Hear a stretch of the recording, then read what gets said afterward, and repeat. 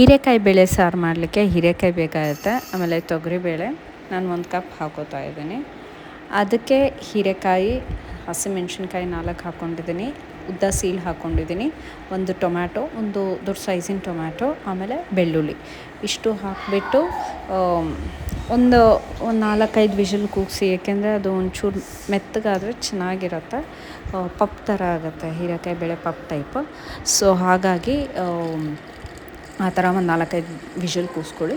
ಒಂದು ಕಡೆ ಎಣ್ಣೆ, ಸಾಸಿವೆ, ಆಮೇಲೆ ನೀರುಳ್ಳಿ, ಕರಿಬೇವು ಹಾಕ್ಕೊಳ್ಳಿ. ಆಮೇಲೆ ಒಂಚೂರು ಅರಿಶಿನ, ಆಮೇಲೆ ಸಾಂಬಾರು ಪುಡಿ ಇದ್ದರೆ ಸಾಂಬಾರು ಪುಡಿ ಹಾಕ್ಕೊಳ್ಳಿ, ಚೆನ್ನಾಗಿರುತ್ತೆ.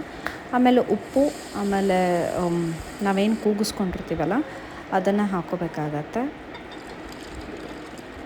ಅದನ್ನು ಹಾಕ್ಕೊಂಬಿಟ್ಟು ಒಂಚೂರು ಕೈ ಆಡಬೇಕು. ಅದು ಬೇಕಂದರೆ ನೀರು ಹಾಕ್ಕೋಬೋದು.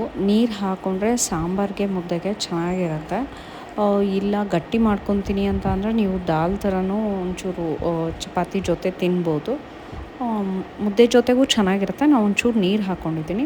ಅದಾದರೆ ಹೀರೆಕಾಯಿ ಸಾರು ರೆಡಿಯಾಗಿರುತ್ತೆ. ಒಂದು ಸರಿ ಟ್ರೈ ಮಾಡಿ.